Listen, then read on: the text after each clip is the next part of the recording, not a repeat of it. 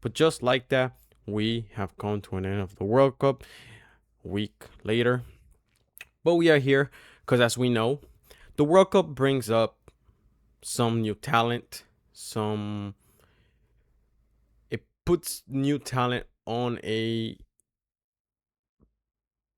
stage where the whole world can see, where all these clubs can witness this new talent, and if they are something to be able to work with, or something that's already exploding in its talent. But this World Cup has showcased some talent that has been in the transfer market, involved in going to new clubs. Some of these upcoming stars have found new homes, new faces in new places, but that's what the World Cup does. But for those that don't know, esto es pase ambidiestro, ambidextrous pass, fútbol honestamente, soccer, football honestly, and we're going to be looking into how the transfer market has changed, how the World Cup comes and affects the price of these players and their transfer to some clubs, and how other clubs get in this, and how some players find new homes after the World Cup, how the market has been affected by new figures in the international football market, and how clubs have to make their project look better for attracting upcoming talent, and to make that upcoming talent secure that they will be focal point of the upcoming project for those managers. But let's go into how the World Cup expands players' visibility. The World Cup accelerates a player's global profile through three distinct channels. The World Cup is a visibility engine. You have global audience reach with 3 billion plus viewers worldwide. Then you have high pressure validation, flourishing on macro stage. And then you have cross market scouting, eye test for top directors. The global audience and mainstream exposure, unlike domestic league matches, which are fragmented by regional TV deals, the World Cup commands over 3 to 4 billion cumulative viewers. A breakout performance reaches non-traditional fans, global sponsors, and casual audiences instantly. The high pressure validation, scouts and sporting directors evaluate how players perform in the knockout style, high stakes environmental against diverse tactical styles from South America, Europe, Africa, Asia, etc. Social media and brand growth. Breakout stars routinely gain millions of followers in a span of days, unlocking global commercial endorsement opportunities outside their club markets. We saw that with Bonzinha. We saw that with Erling Haaland. We saw that with Team Payne. We saw that. We know how the World Cup can put a magnifying glass on this new talent, and the world recognizes the talent that is breaking through. But then we have the impact on transfer prices. The World Cup premium. When a relatively young and emerging player just delivers an exceptional World Cup performance, their transfer valuation just typically experiences an immediate surge, often referred as the World Cup premium. Typical price increases, and you have a breakout young player, ages 18 to 23.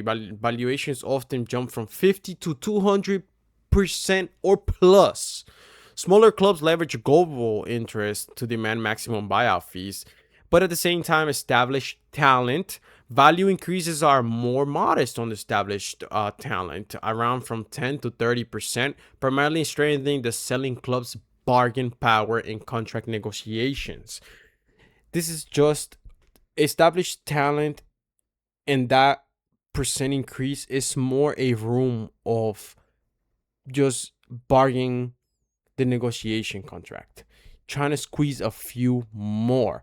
But why the World Cup spike can be risky for some buyers, or for the buyers in general. While a great tournament drives prices upward, sports analytics and recruitment departments view World Cup performances with a degree of caution. Small sample size bias. A World Cup consists of 3 to 7 matches, depending how far you get. Buying a player based on 7 game hot streak carries high financial risk in their multi-year domestic underlying metrics. The goals expected, the pass completion under pressure do not match the tournament output. System dependency. Players often benefit from unique national team chemistry on specific tournament tactics that do not translate directly to club football. The post-tournament inflation tax too. Buying clubs frequently pay 20% to 40% more premium immediately after a tournament compared to what the player would have cost 6 months prior. That's what the World Cup does.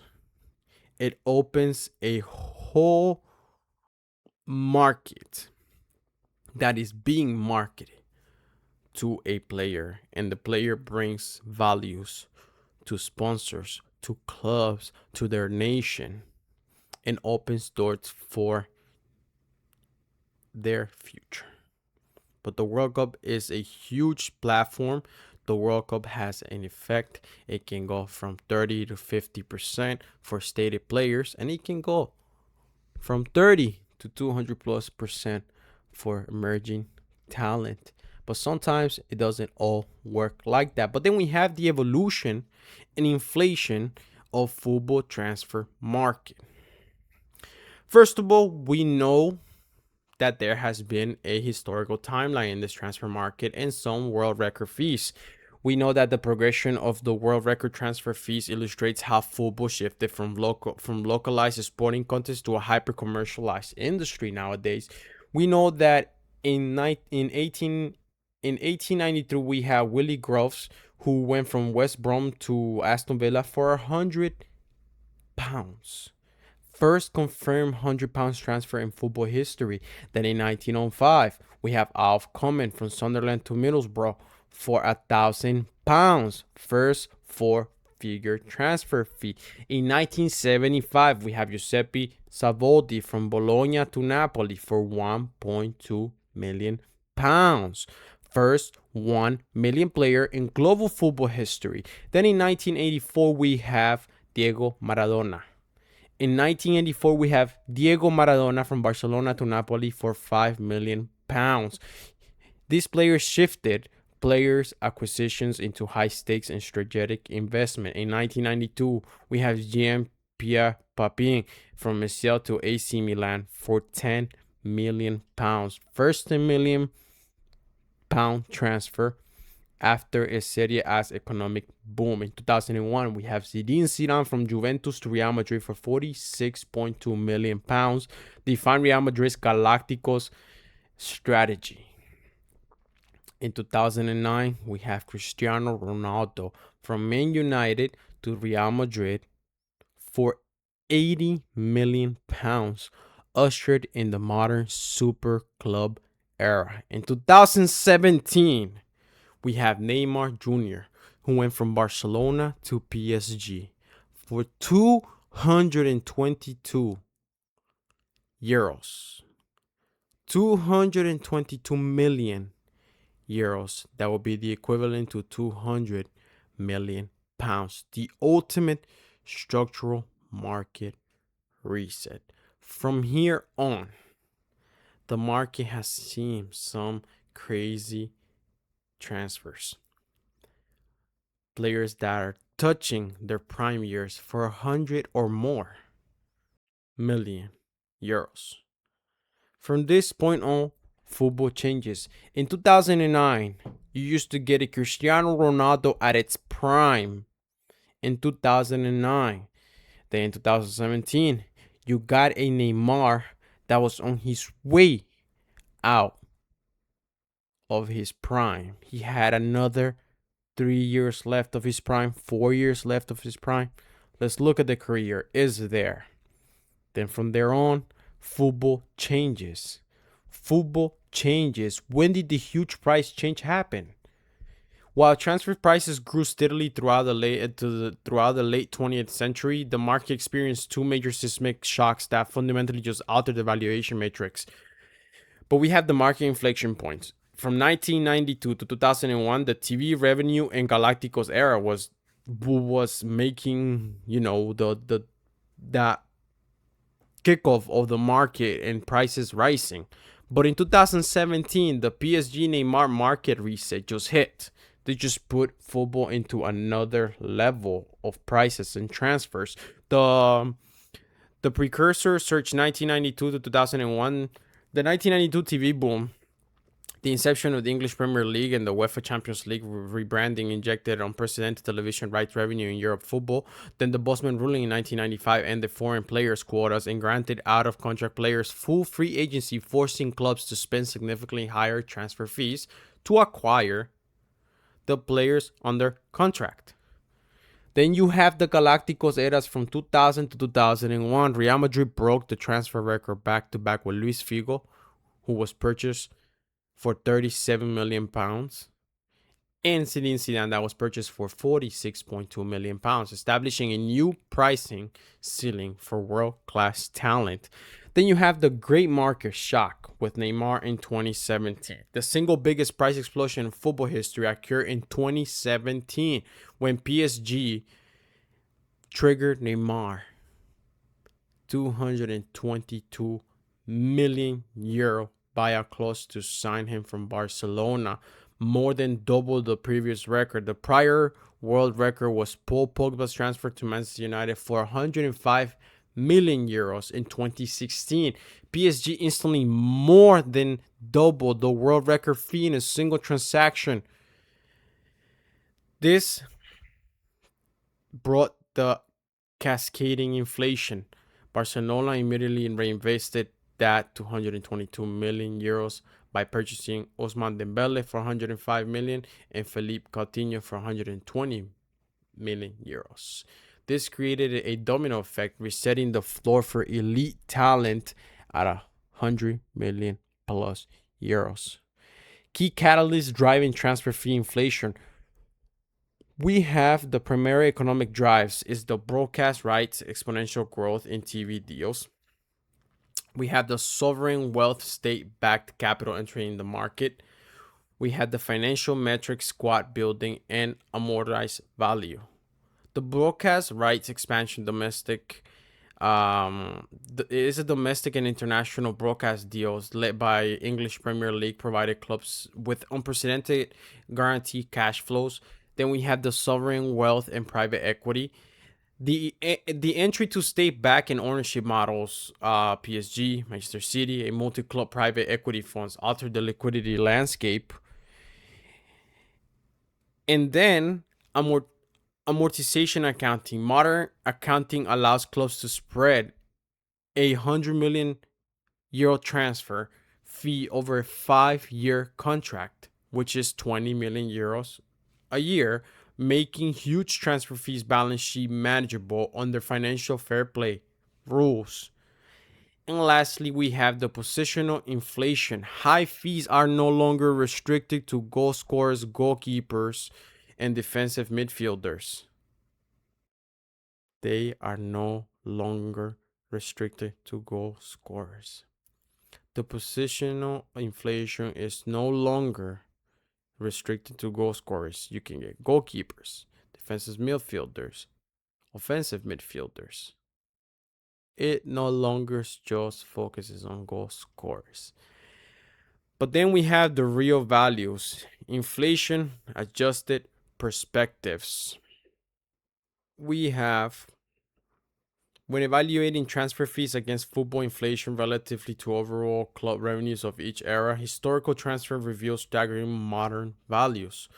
Examples like Ronaldo Nazario, that in 1997 from Barcelona to Inter Milan, paid 25 million pounds at that time, adjusted for football revenue inflation. His value in today's market is estimated 380 million pounds.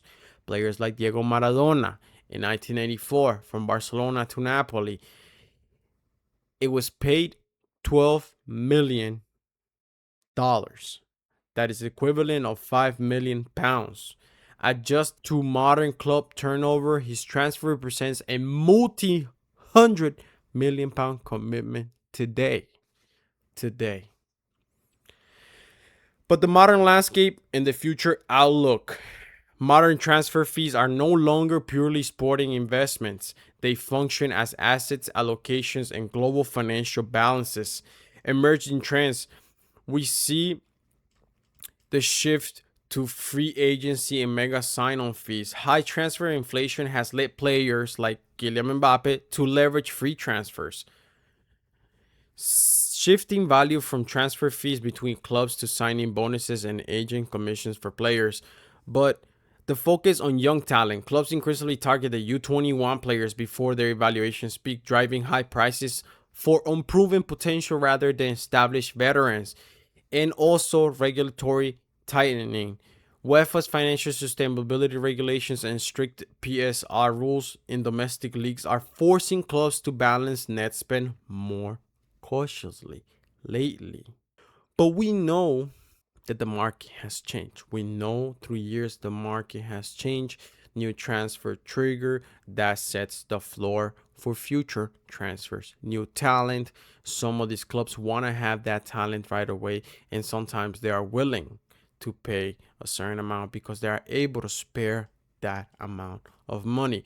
But then we had the topic of sovereign wealth state backed capital entering the market. We have the arrival of Saudi Arabia Public Investment Fund, the PIF, and the aggressive expansion of the Saudi Pro League directly reshaped the financial dynamics and power structure of international football. While previously emerging markets like China Super League or the MLS attempted similar pushes, the Saudi Arabia sustained state backing created an unprecedented market disruption in football transfer market. How the market changed? The injection of liquidity in the summer of 2023 shocked. In the summer of 2023 transfer window, Saudi Pro League clubs spent over 950 million on transfer fees behind only the English Premier League, European Financial Lifeline. European clubs, particularly in the Premier League, Serie A, and League One, receive hundreds of millions in transfer fees for aging or surplus players. This allowed European teams to clear off wage bills and reinvest in younger talent. Then we have the wage inflation and player power. By offering tax-free wages over of 100 million to 200 million per year for players like Cristiano Ronaldo, Karim Benzema, Neymar, players like that, the Saudi Pro League created an unmatched wage tier, forcing European clubs to offer higher contracts to retain top stars. Key shifts brought by the Saudi Arabia. One, targeting players in their prime. Unlike previous emerging leagues, they only attach players near retirement. They only attracted players near retirement. Saudi Arabia targeted elite players in or near their prime, such as Ruben Neves, Sergio Milinkovic-Savic, Neymar Jr., Musa Dabi, Ivan Tuni. Then the structural state backed up ownership is one of the key shifts that Saudi Arabia brought. In June 2023, Saudi Arabia's Public Investment Fund, PIF, took 75% controlling stake in four major clubs: Al Nassr, Al Hilal, Al Ittihad, and Al Ahly. This centralized sovereign wealth funding model circumvented traditional club revenue constraints like UEFA financial fair play rules. We have the Public Investment Fund in this Saudi Pro League, which is the PIF, and that is made out of Al Nassr, Al Hilal, and Al Ittihad and Al Ahly. Ronaldo went to Al Nassr with Mane, Neymar, and Mitrovic to Al Hilal. Benzema, Kante, and Mahrez went to Al Ittihad and Al Ahly. The global geopolitical and commercial strategy to this. The investments serve as a pillar of Saudi Arabia's vision for 2030. Plan designed to diversity the country's economy through sport, entertainment, and tourism, while securing hosting rights for major global events like the 2034 FIFA World Cup. Some of the impact area of transfer outlets for aging stars. So An impact area. Transfer outlets for aging starts. It was either to the MLS or contract expirations before the Saudi expansion. Post the Saudi expansion, the massive transfer fee sells to Saudi Pro League clubs. An impact area, salary ceilings. Before the Saudi expansion, top European clubs set global wage caps. After the Saudi expansion, SPL established a higher salary benchmark for world superstars. Another impact area is the broadcasting rights. Before the Saudi expansion, limited domestic focus. After the Saudi expansion, international broadcast deals in over 170 territories. Another impact area, global calendar power. Before Saudi expansion, the UEFA and the Conmebol monopoly on elite talent. After the Saudi Arabia expansion, bidding competition for prime age talent across Asia and Europe. The short answer is yes, they have changed the market. From the World Cup giving players a new stage to boosting their prices to how some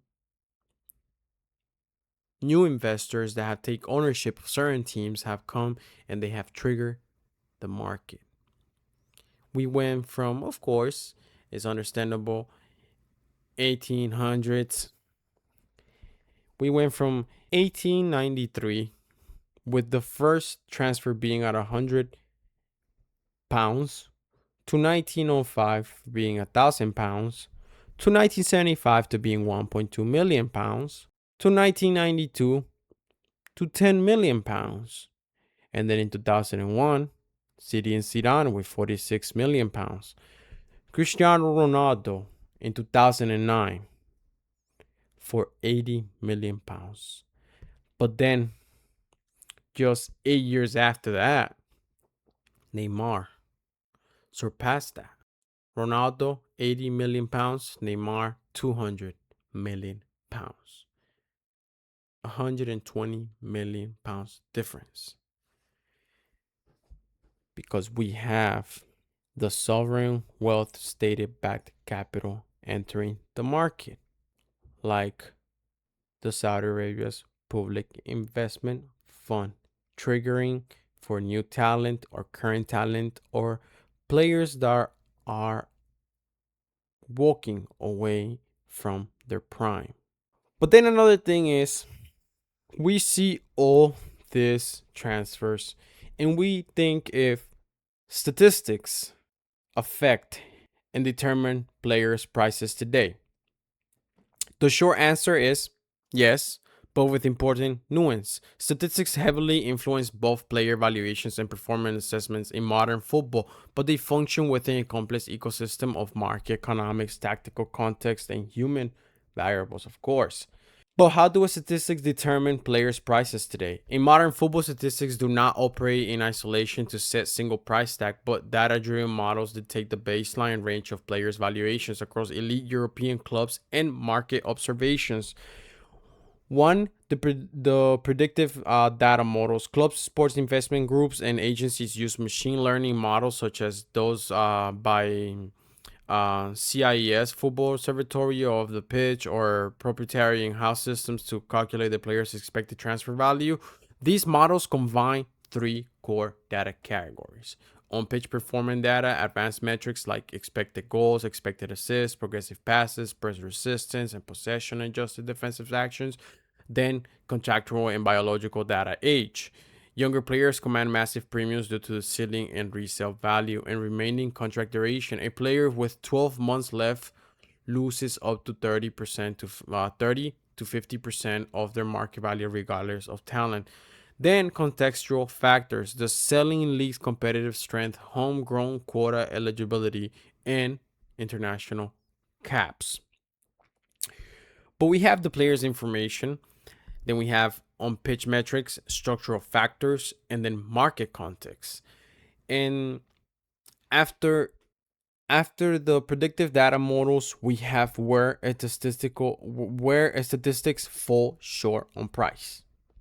While the data sets, the structural market baseline, external market forces often pushes the final prices far above or below the statistical model predicts. Bidding wars and desperation. Club needing a last minute replacement is in the transfer window will pay far above a player's data driven evaluation. Release clauses. Contractual fixed buyouts. Erling Haaland, 60 million euros from Dortmund clause, for prices below the actual market value. Then you have commercial value and brand power. Social media reach, marketing appeal, and shirt selling potential add financial premiums on linked to tactical output. Then the second part to the data affecting the sell prices is, do statistics back up the player's effectiveness? Yes, but raw surface level statistics often lie. Advanced underlying metrics tell the real story. Evaluating effectiveness depends heavily on which statistics are used. The performance area is attacking. Then, okay, we're looking at goals and assists. Then we're looking at expected goals and expected assists. A striker might score 15 goals simply due to the luck or penalty kicks. The goals expected measures the true underlying quality of chances created and taken. In the area of performance for defenders, you will focus on total tackles and interceptions. Then the successful pressures and possessions adjusted actions. World-class defenders often have fewer total tackles because elite positioning prevents attacks before a tackle is necessary. Then you have the play area of the performance area of a playmaker, a playmaking. Pass completion is something you'll be looking at, and the line breaking progressive passes. A 95% pass accuracy sounds good, but if all passes are sideways or backwards, the player contributes little to ball progression. Real world proof, data driven clubs. Clubs like Brighton and Brentford and Midtjylland and Liverpool have proven that statistical effectiveness models beat traditional perception, identifying undervalued talent. Brighton is repeatedly signs players who lack mainstream hype by analyzing deep underlying stats. We know players like Mitoma, Moises Caicedo, Alexis McAllister, and selling them for massive profits once traditional stats catch up. Separating luck from quality. Advanced metrics identify when a high-priced player is overperforming due to short statistical fluke versus when underperforming player is actually doing all the right things tactical wise. But the verdict for this is that the statistics do reliably back up players' effectiveness when using modern contextual analytics. However, when it comes to transfer fees, the statistical set to baseline floor, while club wealth, contract length, age, market urgency ultimately decide the final price paid. Most elite clubs now use a 50-50 hybrid model, advanced data filtering combined with video scouting and physiological assessments. And now we go to how can clubs who have the heritage compete against state-backed funds, hyper-wealthy owners, and tax-free mega salaries, like the Saudi Pro League and premier state-backed European clubs. It requires traditional and heritage clubs to change the battlefield. When a club cannot compete purely on wage packets, it must win on value, vision, and career trajectory. Top players rarely make decisions based on single variables. They weigh financial wealth against prestige, legacy, career growth, and personal brand longevity. But first, pitching the Ballon d'Or effect and legacy, of course. In global football, winning a major trophy with an iconic historic club carries a cultural weight that pure money cannot purchase. The stature premium, a UEFA Champions League or domestic title with Real Madrid, Liverpool, Barcelona, Bayern, Munich stays in the history books forever and turns a player into a global icon. Individual honors. Historically, stats show that major individual accolades like the Ballon d'Or, the FIFA Best Player, are disproportionately awarded to players performing at traditional elite European giants. And then you have the pitch. You can earn 30% more elsewhere, but when you play for elite European teams that have heritage, you're winning a trophy that places you in football immortality alongside the legends of the game in that club. Secondly, we have demonstrating a clear sporting project and pathway to these players when you compete to attract these players. So you're not fighting with the state-backed funds and hyper wealthy owners, but you need to demonstrate a clear sporting project and pathway. Money often comes with instability, high turnover of managers, and bloated squads. Heritage clubs, they win recruits by offering tactical clarity and guarantee sporting importance. Money driven offers higher base salary, unclear squad hierarchy, and high managerial turnover. Project driven offers define tactical role, guarantee development and minutes, elite coaching, and clear system. But first, the clear tactical fit. Detail exactly how the player fits into the manager's tactical system and why their specific attributes are essential. Then the guarantee central role. Highly competitive players fear becoming high priced luxury rotation players on a bloated squad. Offering them the key starting role is winning projects in major competitive advantages. But then third, we had the long-term brand synergy argument when it comes to trying to convince a player who can go and play for a higher wage or football heritage. The long-term brand synergy argument. Clubs must educate players and their agencies that base salary is only one part of total lifetime earnings.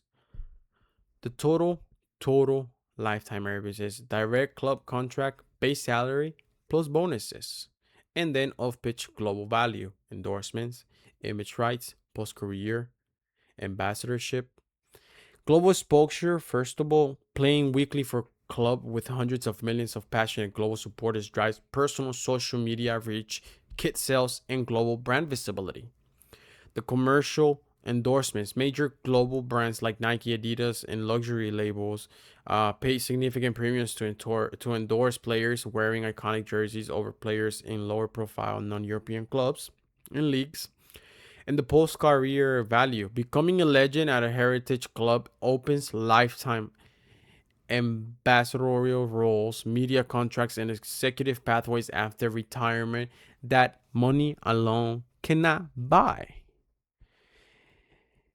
But then we have four, the culture, the fan base, and stadium experience. For many elite competitors, the emotional experience of football matters deeply. Emotional assets, selling the experience of playing in iconic grounds, Anfield, San Siro, Signal Iduna Park, Santiago Bernabeu, Camp Nou, in front of world famous fan bases, player life experience. The prestige of living in major European football capitals, surrounded by football culture and competing all the absolute pinnacle of European competition.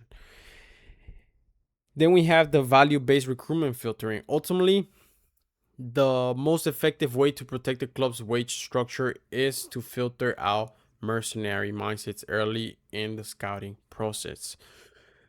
The recruiting the recruitment focus is primary driver immediate net salary maximization. That is a mercenary mindset to avoid. Heritage project mindset is to target trophy ambition and legacy. The contract demands, this is recruitment focus, and the contract demands a mercenary mindset that you should avoid is bidding wars and release clause exploitation. And the heritage and project mindset that you should target is performance based bonus and structural incentives. The recruitment focus is the career goal, but then the mercenary mindset that you should avoid is the financial security above all. Heritage project mindset that you should target is the peak athletic achievement and international status. A key rule of recruitment is if player's decision comes down to purely an extra 2 or 5 million euros per year in salary, heritage clubs usually benefits by just walking away. Players who sign purely for money are often the hardest to motivate during a competitive downturn. But in the summary checklist for clubs that have history and heritage, trying to get these players competing with private sectors technically, is that offering high performance incentives, use heavily structured contracts, lower pay, high performance trophy bonuses, so players earn top tier money if they deliver success. Then second, you gotta leverage the manager. Have the manager personally present a tactical vision showing specifically how the team elevates the players' strengths. And lastly, showcase the alumni path. Point to former players who choose the club's project, won major trophies, and elevated their careers to the world class status. As we know, we've seen a lot of transfers. We've seen transfer change through the years. In 2009, an 80 million pound Ronaldo went to Real Madrid. That's what you used to get for 80 million pounds, a prime Ronaldo. Now you have players that are entering the stage of their prime and they are going for 100 million pounds and they are not performing in the first year. But sometimes you have to give 1 to 3 years. But the problem that comes with this is that you also have to give managers 2 to 3 years to look where the project is going. So answers do come, but some owners want fast answers. And that's when projects don't work, money is wasted, players don't succeed and don't see silverware. And in the end, it was all about the money and the fast outcome that sometimes is not the best outcome in football. But as we know, we've seen transfers. But this is all for today. The market now seems to have a steady normal rate of 40 to 100 million euros. And for talent that is in its peak, it can be anywhere from 80 to 100 or a bit more. But the market has fluctuated. The market is in a time of inflation. How far will this go? Will it stay like this? We can only see now it's only 2-3 years of these numbers that we see. But right off the World Cup, we see some talent that go for a high price and some talent that just goes up a good 10 to 30% from their stated value. But this is all for today. Esto es Pase Ambidiestro, Ambidextrous Pass, Fútbol Honestamente, Soccer, Football Honestly. And if you don't want to miss news on international football or some European leagues like La Serie A, La Liga, and the Premier League, please give me a follow, click the bell, and never miss an update. Thank you all. Have a great day.